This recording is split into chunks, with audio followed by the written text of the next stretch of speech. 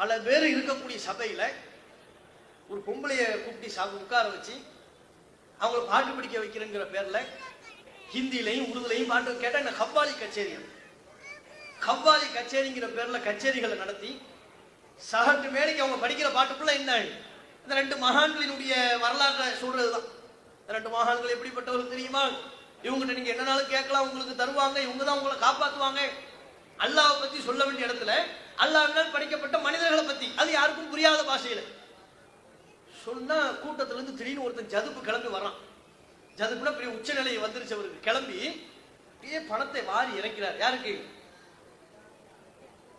இந்த கோயில் கொடை விழாக்கள் எல்லாம் அரைகுறை ஆடல் பாடல் நிகழ்ச்சிகள் நடத்துவாங்கல்ல, அதுல ஒரு பொம்பளை ஆட விட்டு அந்த பொம்பளை மேல பணத்தை அள்ளி வீசுவாங்கல்ல, அதை பார்த்து அதை இவங்க தருவாங்க. இவங்க யார மகான்னு சொல்றாங்களோ அங்க பக்கத்துல அவர் எங்க அடக்கம் செய்யப்பட்டிருப்பதாக இவங்க நம்புறாங்களோ அதுக்கு பக்கத்துல வச்சு செய்வாங்க. இதெல்லாம் மார்க்கத்தில் உள்ளதான். 8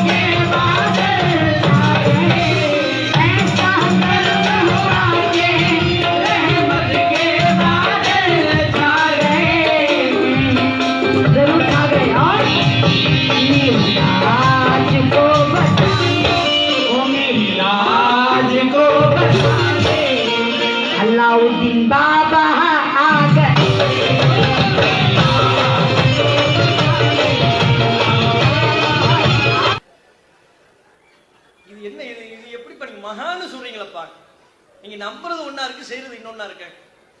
நாங்களே என்ன சொல்றோம், உண்மையிலேயே அவங்க மார்க்கத்துக்கு பாடுபட்ட நன்மக்களா இருந்தா அவங்களுக்காண்டி நம்ம பிரார்த்தனை செய்வோம். அவங்க மறுமை வாழ்வு அல்லாஹ் சிறப்பாக்கி வைக்கட்டும். அவங்களுக்கு கூடிய அல்லாஹ்விடத்துல அவங்க பெறுவாங்க. அது யாரு சம்சுத்தினா இருந்தாலும் சரி, சுல்தானவங்களா இருந்தாலும் சரி.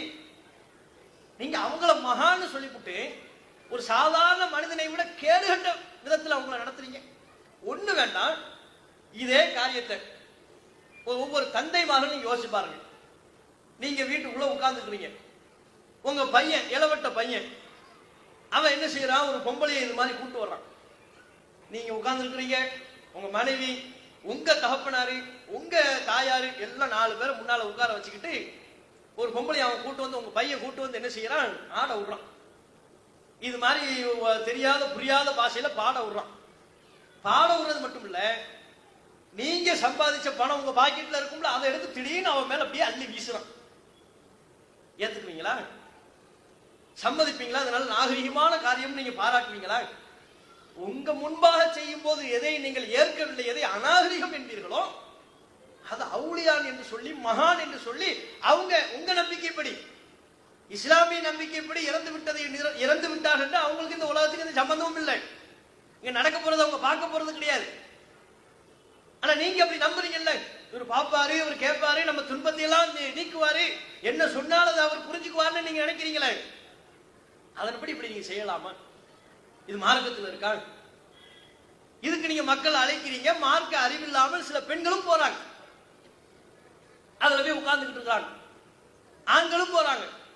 அவங்க அவங்க ஒரு நோக்கத்துக்கு போய் அந்த ஆட்டம் பாட்டத்தை எல்லாம் பார்த்து ரசிக்கிறது. வெளியே சில இளைஞர்கள்லாம் கூத்தடிச்சாலே ஏத்துக்கொள்ள மாட்டோமே. இளைஞர்கள்லாம் சேர்ந்து நம்ம தெருவில் இப்படி ஒரு நிகழ்ச்சி நடத்துறாங்க, ஜமாத்தார்கள் ஏத்துக்குவீங்களா? முஹல்லா மக்கள் ஏத்துக்குவீங்களா? சொல்லுங்க.